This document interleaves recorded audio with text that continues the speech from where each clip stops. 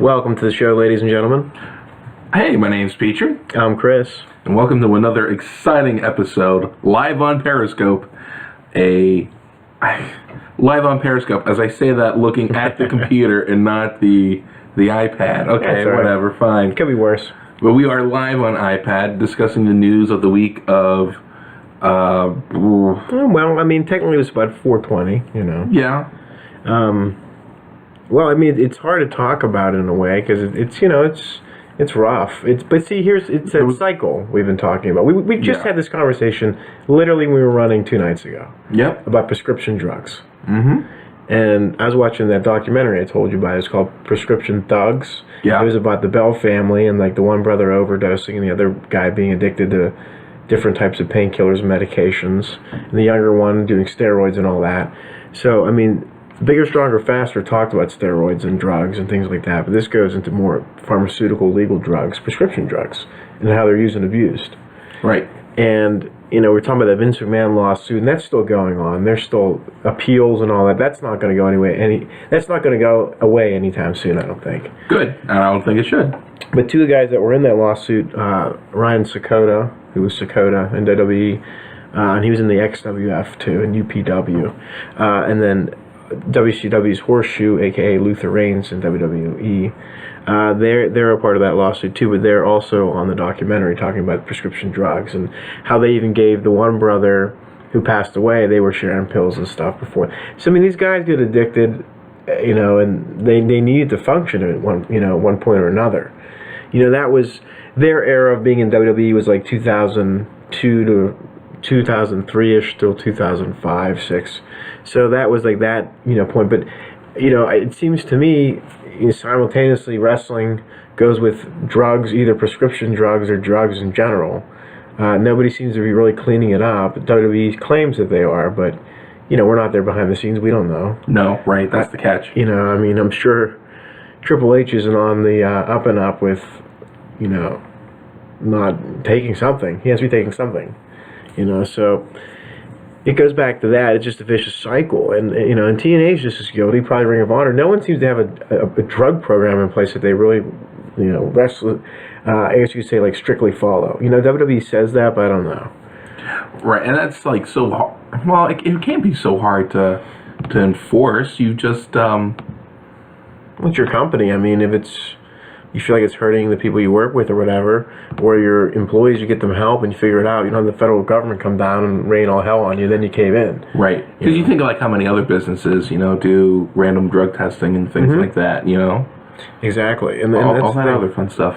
Well, that's the thing, too. Like, we look at some of the other recent wrestlers that have died, like Balls Mahoney, Axl Rotten. They weren't, I'm sure they might have been on prescription drugs, but I'm sure they were on other illegal drugs as well. But it seemed to be cool and, part of ECW's thing they would promote. But that lifestyle for some of those guys, they just kept on going with it. It wasn't an act. It was real. Right. And I think with the constant shots to the head, too.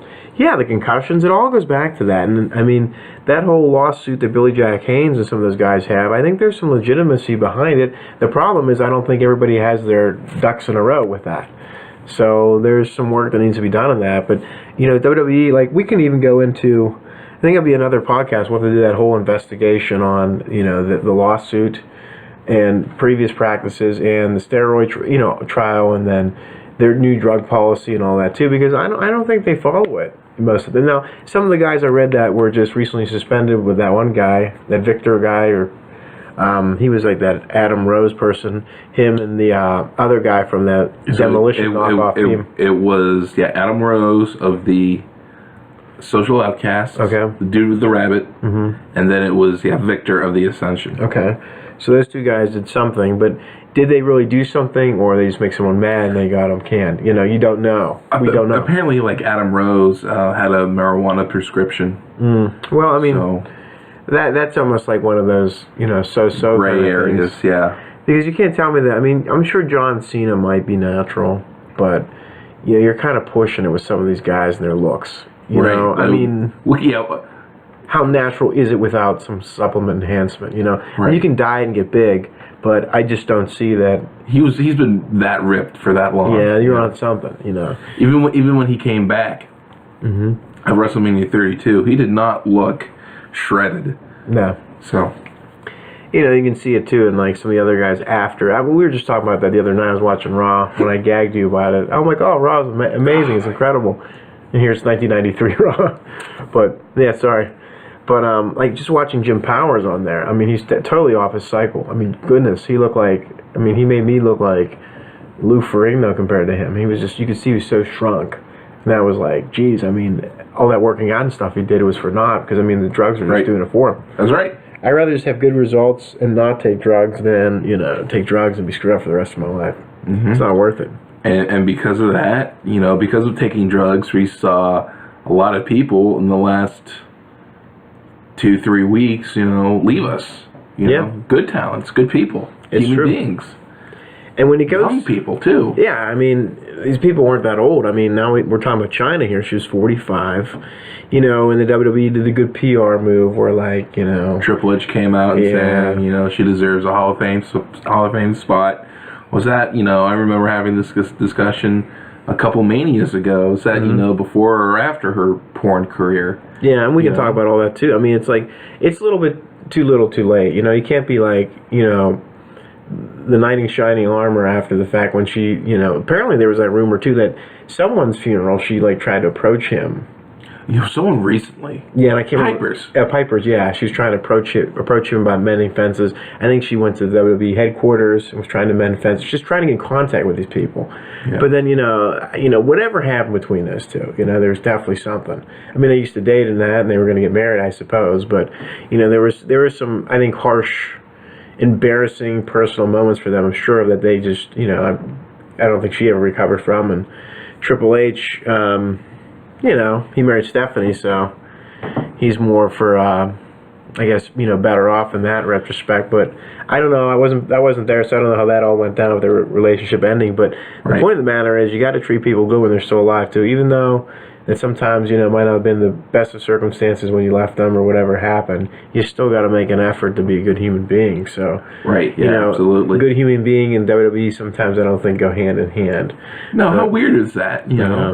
They're fake good human beings, but when it comes down to good human beings, good nature, I don't know. Not buying it from that end. Very, very sketchy for sure. Yeah, they're good when they want to be. But my other question would, with Chyna, it's almost like one of those things too, where like, how did she die? We still don't know. But my guess is, second to none, that it was a drug overdose of some kind. It was probably prescription drugs. The body can only take so much so often. Then I'm sure that's what happened. It was either an accidental overdose or just an overdose because she just took too much. Or it was an overdose that maybe she withdrew from something. I don't know, but that's the main problem in wrestling: drugs. They need to clean the sport up. For sure. You look at some of these guys; they're so jacked, they're so ripped. I mean, you can get like that bodybuilding and stuff. There's no doubt in my mind, but the problem is, I think a lot of those guys don't go that way, and that's what happens. They want to look good now, but 20, 30, 40 years down the line, how are you going to feel and look? Not too good. So with Chyna, I mean, we can even look back at her career. I mean, with WWE, I don't think she ever got the closure that she wanted. I'm sure they'll get it, and they'll make a big PR move, and they'll make money off it somehow next year at WrestleMania. Selling T-shirts or what have you, the Hall of Fame tickets. Which makes me gag, and I don't like to support them because they do things like this. They're wrong. They're in the wrong in some aspects. In most aspects. So I don't like that. I don't like that. Yeah, that worked. So I tried joining our own Periscope feed. Yeah. Well, at least you know it's going, so that's good. Right. But it's like now. Where's the camera actually? That's my question. It's on the. Okay, just look over there. Yeah. Okay.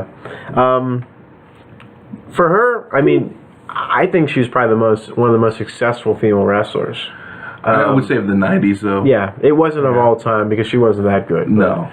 She was no Moolah. She was no Trish or Alita. No, but she held her own. I mean, for someone that took something out of nothing, she made herself up. Right. She when she got the first initial, she trained Killer Kowalski, I believe. Yes. And then she got her initial because what was interesting was her role was actually first Mr. Hughes' role. He was the bodyguard of Triple H. Yeah. And everybody kind of forgets about that. He debuted, I think, with him at the Rumble '97. Because I think they were trying to go initially for a Paul Bearer Undertaker kind of like connection. Yeah. It's like, oh, he's an aristocrat. Why wouldn't he have a butler? Exactly, and I thought that would have been good because I mean, that's one guy I always thought was kind of underrated was Mr. Hughes.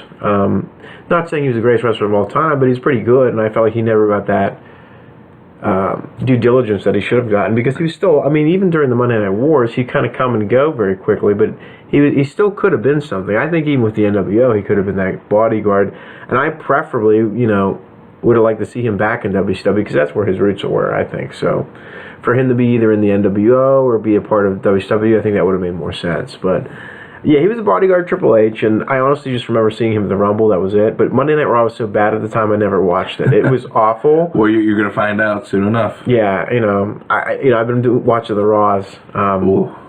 From 93, 94, and that's good. And then after that, I can't watch. It's so bad. I don't want to relive that again. I already saw it once. I mean, some of those Monday Night Raws were so pathetic. They were just awful. So it's one of those things where I don't want to remember the memories of that. But so he was there for about I guess a few weeks, and then that was it. And then all of a sudden, this woman showed up, bodyguarding him, and I don't even know if they really introduced her name at first. No, I mean, it was just kind of like one of those things where, like, she was there, and then I think eventually they gave her a name. I honestly don't remember, though, but she wasn't really, she's a big bodybuilder woman, and, she was, it was interesting because you never would suspect a woman in that role as a bodyguard. I mean, that was kind of different, and it kind of made... And she looked so, like, incredibly different, too. Yeah, definitely a different look, and it made Triple H kind of like a sissy, too, in retrospect, but... but it showed, like, how he was, like, playing the field. He was looking to get any advantage he could. Yeah. As a wrestler. For the people joining on Periscope, welcome. We are talking about the news this week in wrestling for April 20th. April 20th, around that time. Right now, we are talking about the life and death of Chyna, Joni Lawler. Yeah, and we're talking about like her initial debut on, I think it was on Raw, as the bodyguard, and I always had a picture of her shaking Marlena real bad. Yeah. That was like a big angle, and that was like scary when she did that. Yeah, too. I do remember that. It's like because she just throwing Marlena around. It was just like, oh god. Yeah, I mean this does not look like fun. This was like that weird transitional phase for WWE too, because they brought a lot of luchas in, they brought a lot of the old wrestlers back, a lot of gimmicks were starting to change and things like that. So it's pretty cool. And with her being there, I mean, after a while you saw him team with Shawn Michaels. Then they started putting DX together, and she was like the bodyguard of DX, and her and Rick Rude were, the two, like, not, I guess you couldn't say it, they weren't the mouthpieces, but they were just like, the background kind of the muscle. Yeah, the muscle. The enforcers almost. Yeah. So, I mean, he was like the legal thing, she was the enforcer, and it was cool. And then, sooner or later after... Michaels left DX, and they kind of branched off with all the other guys coming in. Right. She started to, you could see the physical changes happening to her. You could see that they, I guess she got her jaw restructured. She got in better shape, looked more feminine. She looked good. I mean... Give her credit. Yeah. Give her credit, for sure. So, 98, that was kind of all happening, and then by 99, she was in the newest thing in women's... I guess like women's empowerment for wrestling. I mean, you could say she was like the top dog for that. Right, because it's a lot different from being eye candy from like Sunny or Sable. Even Lita and Trish, they were great wrestlers, but they were still eye candy. You know? Chyna was kind of like the original Awesome Kong for the younger crowd. Yeah, you could say that definitely. Yeah, I mean, she was the first woman ever in the Royal Rumble. I mean, that's huge. The gimmick, the ninth wonder of the world, that's cool too. That's something different. Because the eighth, was Andre. So she's the ninth. And it was neat. I mean, she held her own decently in the Rumble. Then after that, more, partnerships with DX, and that kind of fizzled out. And then she kind of went her way for a little bit there and started doing women's wrestling. Well, she was always a women's wrestler, but started kind of competing more in that division. And I mean, she was gaining popularity.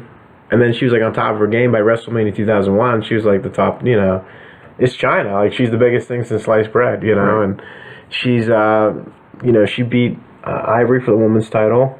Right? Handily. Yeah, and... She was pretty good as a face, though, for someone who, who really was, a scary heel. She was always, I think she'd do better like that. Yeah. And she had like that gun too she'd shoot at. Yeah. That was something cool too. Never really saw that before. So that was something, she pioneered as well. At least the marketing team did. And I always will remember her 2001 performance at WrestleMania against Ivory. Even though it wasn't like the best match, it showed you how like well established she was with the company, right? And how over she was with the fans. And honestly, because of that match wasn't really a blemish on that card, though. No, it was good. It was a good match. Yeah. For what they didn't have, that card was really good. It's amazing what they pulled out with what they had. I mean, some of the guys there, a lot of it was mid-card and undercarded kind of talent that they had on that show. Not everybody, but a lot of it. And it was a really good WrestleMania. It was one of the best, man. One of the best.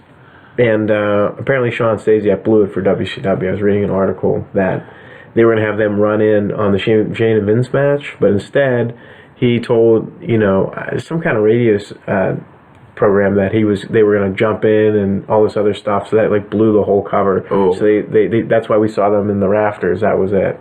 They got punished for that. Oh. They almost all got fired for that. But that's a little ridiculous, even though it's a mistake. Very ridiculous. I mean, that's not even that bad of a mistake. That's how petty this company is. So, I mean, it's sort of a big deal, but you could have made up for that. I mean, you could have just did a different thing where they knocked out somebody or something, or went after Mick Foley, whatever. But I thought that would have been cool. But still, the whole invasion was never going to work to begin with because you didn't have the key players. So it was doomed to fail from the start. Right. Even with what you had, it'd be really tough to pull it off.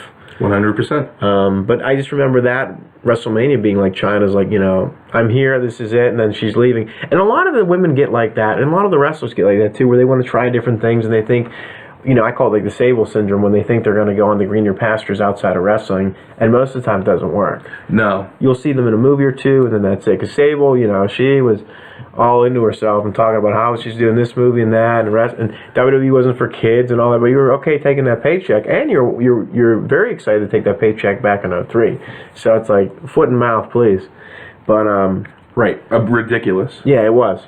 With Chyna though, I think she was in a few movies. I really don't remember. But after WWE, that was kind of it. I mean, there was no real resurgence in the wrestling at all. We saw her on like The Surreal Life with like Vern Troyer and all those guys, which was like so weird. It was. I think by like that point, like I wasn't like a huge fan, but I was like intrigued because like I wanted to know more about like the woman, and she was a Rhodes Scholar. I think she spent some time abroad, studying.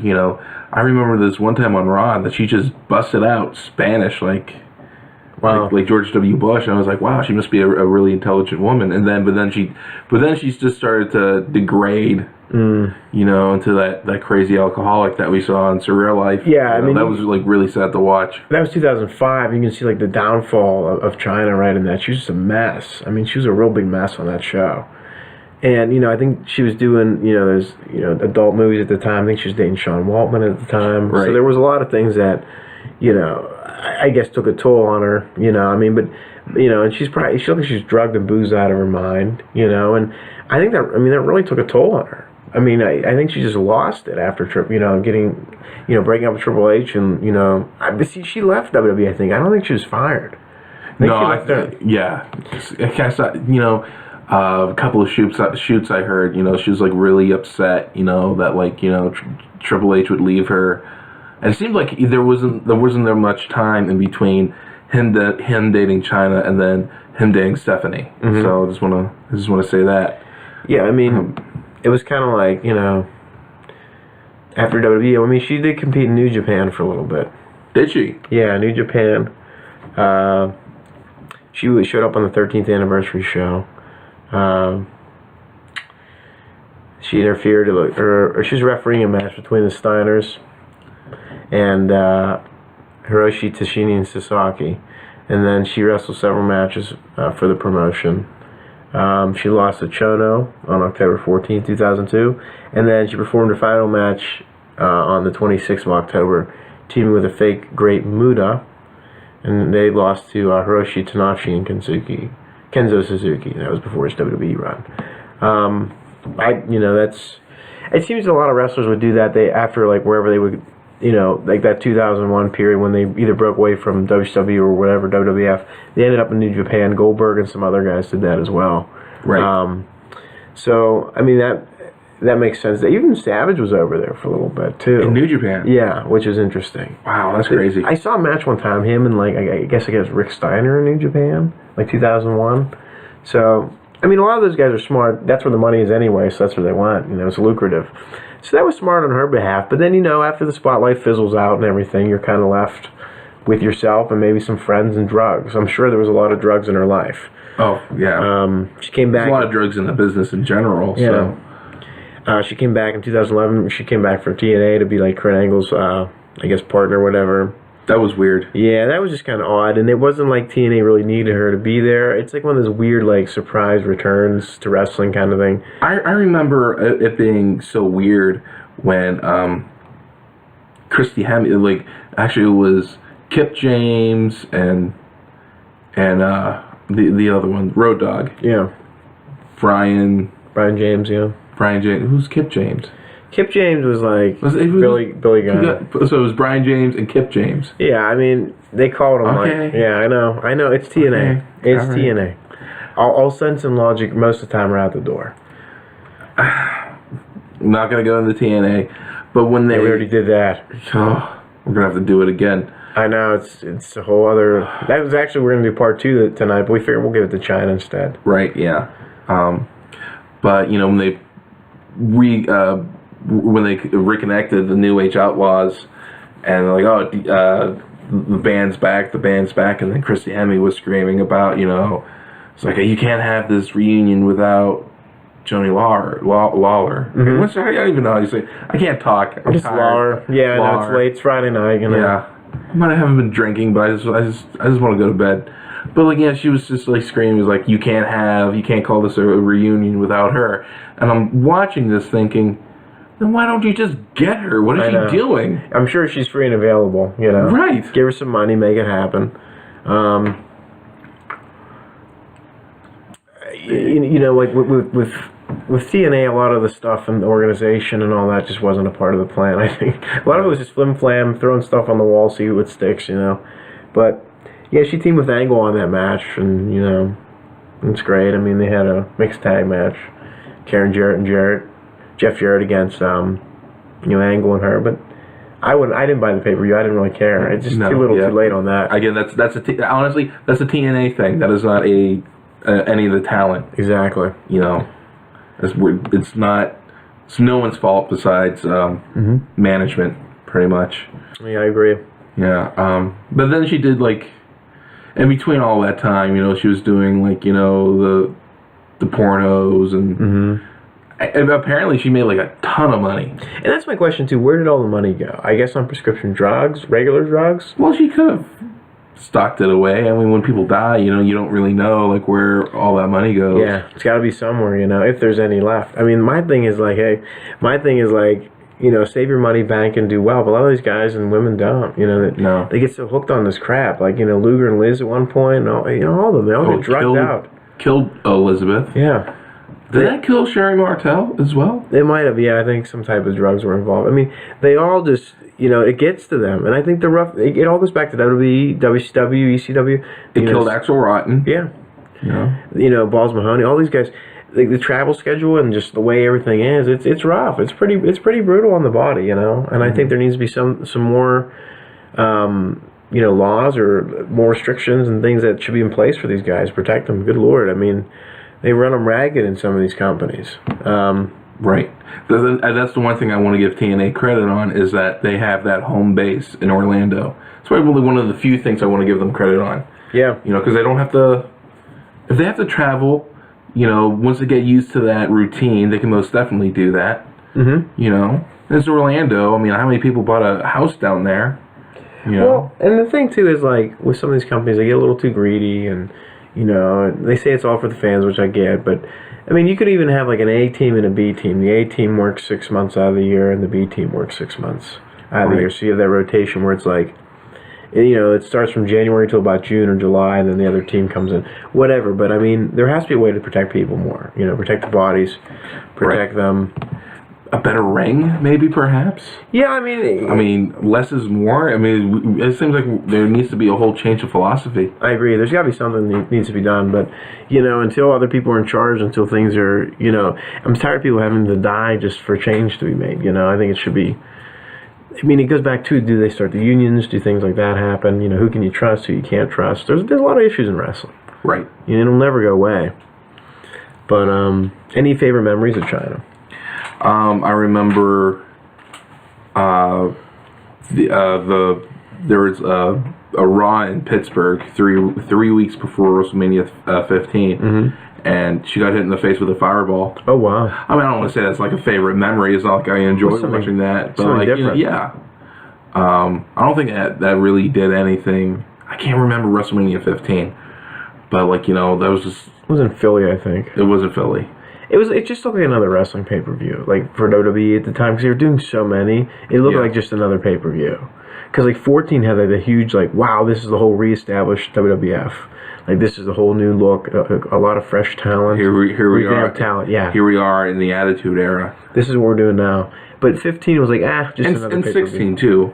Yeah, 16 was bad. 16 was so bad. I couldn't watch it all. I had to most of it when I was rewatching. I think it was on DVD or something somebody gave me. I can't honestly remember, but I was skipping the whole thing. It was so bad. There was not a singles match. There were no single matches in WrestleMania 16, 2000. Wow. No single matches. They were all either 3-ways, tag matches, 4-ways, battle royals. That is interesting. There was not one singles match. Wow. That was the whole weird time too, where all these different ideas and things were being concocted from WWE. Yeah. So I mean, that was an interesting one. I remember that was the biggest thing. WrestleMania 2000. I think they had WrestleMania all day. They played all the old matches and stuff too. I remember that. It was a whole day's worth of wrestling, which was cool. But 2001 was the revamp for the better, the whole new look, bigger stadium type of look, or bigger arena really, and I thought that was awesome. But 2002 looked like the same thing as 2001, just different colors to the ring and the entranceway, but the same kind of look. What was your favorite Chyna memory? I think I liked watching her on that MTV True Life. I'm a Pro Wrestler. Oh my God, yeah, she was on that. Yeah, she had a lot of cool behind the scenes footage and stuff. Right. And it talked about the build up towards the big matches. They had the SummerSlam. They were talking about that, the Jesse Ventura match, and they had The Rock and Triple H. I think had Vengeance in the strap match. So it was cool. It was cool to see her life behind the scenes. Right. Yeah. So that was really the first time you really saw how these people lived on the road. Yeah. That was so cool. It was, because most of the time you had an idea, you would guess, they're probably on an airplane, probably doing this and that. It's intense. You got to be tolerant of the lifestyle, because it's not easy, and it's very fast paced, and before you know it, your career's over. So you got to enjoy it. Right. But these guys are traveling so much, and they have to get their plane tickets and their rental cars. They got to make sure the hotels are ready. It's a lot of work. Looks like we got a lot of people on tonight, which is great. Yeah, people are coming in and out. I'm liking it. If you guys have any questions, or if you would like to share something, you're more than welcome to. This is a live show, and the comments should be left to open, so anyone watching can leave a comment, and you're more than welcome to ask a question, share a memory. Hopefully, I can read it in time. Yeah. If I don't read it, just keep typing it. I should catch it. Another thing I was gonna be really sad about Chyna, because I was we're males, obviously. But one of the things that you don't realize is that how influential she is to people. Yeah. I had this one student in December. That's all she would talk about. It's man, Chyna's the best. Chyna's awesome. She's this. She's that. And I was oh yeah, okay, but really, if you really stop to think about it, Chyna did something to this student I had, and it just really connected with her. That's cool. Don't know what. I couldn't put my finger on it, but it didn't matter whether or not I could put my finger on it. It was just a connection between those two people, and that's really all that mattered. Exactly. Well, that one person I work with was talking about tonight, the connection with Prince. Prince passed away. Yeah. So they were talking about the music and how the type of person he was, and just the sadness of some people feel that he's gone. I can see that too. But, humans run off emotion and energy and love and stuff like that. So it's, it all comes together in one big circle, That's true. I feel bad for Chyna. I think she was definitely you could see like the drugs. I just watched even a couple of the recent videos. She wasn't all there to a degree, She's kind of out there. Yeah. I wish she would have done more with like her education. Yeah. Or just even got back in the wrestling in a good way. Just got back in shape and just, tried a second run. But that just never... I mean, I'm sure she was good to her fans and went to wrestling conventions and stuff, but, I just, Maybe run in NXT or something. That or even just, like, go somewhere else. I mean, even Global Force, that could have been... Before we knew it was going to be what it was going for what it is now. Before Jeff Jarrett was selling gold. Yeah. That's so bad. I know. I really question that. She could have been like a centerpiece for the women's division and that coming back, like, just something. Yeah. But, we'll never know now. It's too late, but... Yeah, unfortunately, it's highly upsetting. But to wrap it up, I know she'll be missed, and I think the fans will, they'll mourn for a little bit, It's a loss to them. Mm-hmm. I mean, most people... the average fan today might not even know who Chyna is, but, the generations of people that were, like, at the time in late 90s and 2000s, and they're, like, 20s, 30s, and teens, they'll remember, Right. I think when people go back and watch all those old Raws, hey, how's it going? When people go back and they watch all those old Raws and they watch the old pay-per-views, I think they're going to really... I think they're going to be pleasantly surprised at the quality of work that she's always been managed, that she's always been able to put out, especially in her WWE career. Yeah. Because if you think about it, yeah, she was constantly different. She was constantly fluctuating, but like she was never like truly awful. She was always. I'm sorry, I got thrown through a loop here. Yeah, some of the comments are funny. Yeah. But she was always, entertaining. Yeah. Like, she never really had like, oh my god, that was a real stinker, Not like some people. And even that too, like we forgot to talk about like her and Eddie Guerrero too. Oh yeah. So that was a cool Mamacita, yeah. Yeah, little after DX kind of thing. That was a weird time too in 2000. Like after DX broke up and they kind of got together. It was weird because they had like that little resurgence of DX too at the end of 2000, which was odd. It was just weird, so I don't know. Right. Well, Periscope is going ape. I don't even know what we did. What awesome. I did, what you did. I'll just blame it on you. Yeah, it's okay. I guess people are bored Friday night, Right, yeah, absolutely. But I definitely we're trying to get something done. Meanwhile, we got people like this, like real keyboard warriors here, We're trying to get something done. We have jobs, we work during the week. We can't really do this any other time besides our Friday nights. Yeah. But hey, if you got nothing else to do besides, lambaste people on the internet, good for you. Yeah, I mean, I resent those comments. I go to the gym at least 5 times a week. But I used to go to the gym too, so. But I mean, you definitely could see she left a legacy. She probably could have did more than she did. But she died young too, 45. I mean, like definitely for sure. Like managed, even Just it's gone too soon, And when's everybody gonna wake up and see that things need to there needs to be big changes in wrestling, There's personal responsibility, but there's also corporate responsibility to these companies. Right. So. I mean, talent isn't exchangeable. I mean, it's not. I always think like talent is infinite because you can always find some place and train people, but you know what? They're human beings. Human beings are not infinite. They deserve to be treated with respect. And you should take care of people, especially if you're an employer, especially in a crazy environment like that. Exactly. Hopefully things will change, but it takes everybody as a collective unit to do that. So we'll see. Once again, it seems like a lot of times money, right? Excels overall. That's the main bottom line. Well, I mean, while recording this. It's 11:03 right now. I mean, how much time we in? Well, we're pretty much done, folks. So right. Did about 34 minutes here, so we're gonna wrap it up. That's pretty good. I mean, like none of us being like huge Chyna fans, but like I think we definitely like respected her work. I think so too, and I think she'll definitely be missed. Right. As far as a Hall of Fame spot, I'm not going to support that by any stretch of the imagination. Maybe a pro wrestling Hall of Fame. Yeah, pro wrestling spot. Hall of Fame. That's fine. Yeah. But WWE, that's just a marketing tool. Just they're caving in and acting like they care or actually would do something for somebody. Like just not out of a business concept, but out of the goodness of just being human beings. I don't think. But well, thank you for joining us. Rest in peace to Blackjack Mulligan too. He passed away. Oh my God! Yeah. Oh my. I knew there was another one. Yeah. Yeah. Do you want to talk about him, right? Yeah, we'll probably do a podcast about him because Okay. I think it's just too much to fit in with Chyna. So Right. So I think we're going to do this one with Chyna. We're probably going to come back with Blackjack. probably maybe next time, definitely. So don't forget, everyone, that you can find us on Facebook at New School Republic. You can also find us on YouTube, New School Republic, Twitter, NS Republic, Periscope, NS Republic. www.newschoolrepublic.com. I knew I was forgetting something. We have our website. Our new show just launched, Wrestling Figures, Tips and Tricks. There you go. Check that out for sure. It's on YouTube and Facebook as well.